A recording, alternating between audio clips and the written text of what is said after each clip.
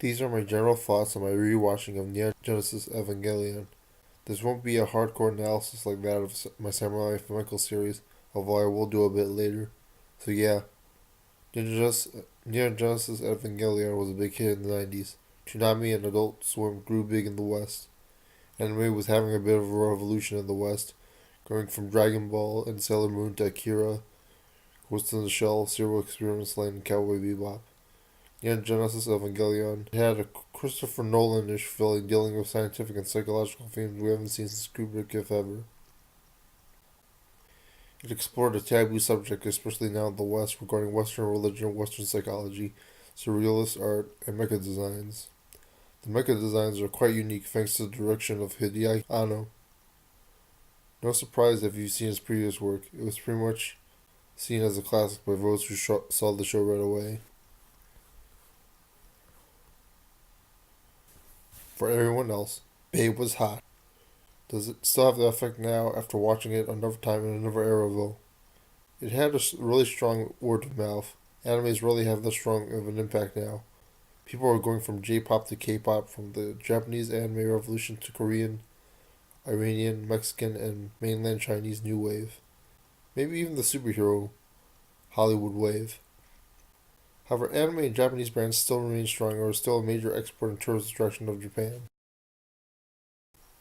Japanese anime isn't new anymore. Some of the shock value that the anime had with its taboos, Ninjas Evangelion even, had a non-aesthetic, artistic non-merit there, and sort of ended up as a polarizing factor then, for something worth a critical phrase. Actually, not Ninjas Evangelion.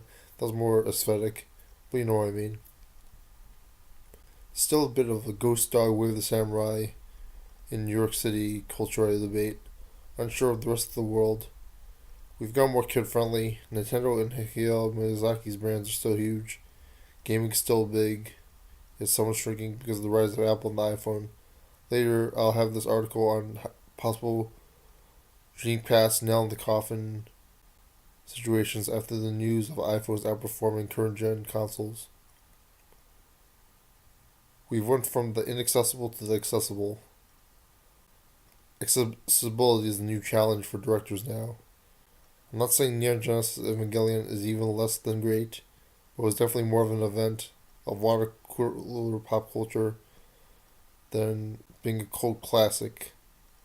Something pretty much everyone who watched it of a group thought about. It's pretty much like the Dark Knight of its time. That's not to say that the show wasn't with merit. The talk of oral fixations and Freudian psychology is still rare and still taboo in our societies. Most animes, especially of the real robot genre, tend to focus on war, metal, and grit. And while not wrong, not ill-advised or critically dismissed, business-wise, you always want something high quality, of marginal utility, but new and innovative. The impact by the super real robot by Evangelion drawing crowds back to the genre after being exposed was there. And if they had went back to this direction as a trend, there would have been more innovation and artistic merit that would have kept the worldwide trend longer. Imagine if there was actually a Gundam that went the series with the same amount of anti or war themes, but in addition told a much more surrealistic story with Gundam models, such as that of the new types in Mobile Suit Gundam and Zeta Gundam. I wouldn't say they should go Gal Gaigar, but a mix of super and real on the occasion would be welcome. It worked for Gundam Wing. Some fans are still fans of G Gundam. SD Gundam and Tornado Gundam were great. Hideaki Anno working with Gundam could be a formula to reinvigorate that franchise. Not to sidetrack too much, but to say that Gundam doesn't have memorable designs or direction or characters. But this is just to emphasize the impact that Ninja's Evangelion had on the industry. Or the... Let's get to another point. Back to the 90s, counterculture was big. The Matrix, and breaking out of systems, Fight Club, especially everything by Y2K and the 1999 film genres, and revolutionary films. The rise of the internet, as seen in Shinji's computers, could be a prevalent theme. The Magi computers, indie rock bands in the US, The fact that 70s counterculture surrealists became cartoon producers in the 90s, as seen in many American cartoons. I mean, there are conservatives in Japan, but after the 80s, an anti religion, anti family, anti government, anti establishment show such as this no doubt hit audiences with their themes of fighting monsters known as angels, keep that different and high quality every week, compared to now and previous entries is just astounding. Not to mention the 90s postmodern references to religion and psychology after a while. Also shows that this time came when fans wanted something darker, more adult.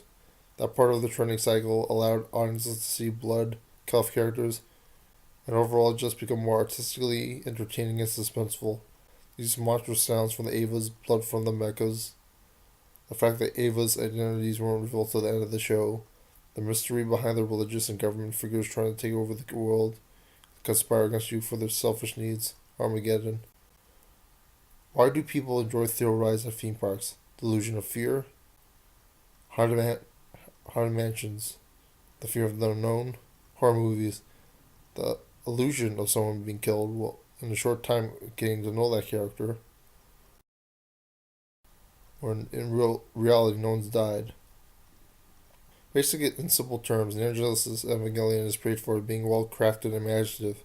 Some underrated anime shows have overtaken it and may have a longer lasting quality, despite not being at the peak of J-pop interests in the West. However, it doesn't mean Neon Genesis Evangelion wasn't a classic. Maybe overrated as one of the best of all time. It still is one of the best of all time, but not the best of all time. But it was definitely of good quality.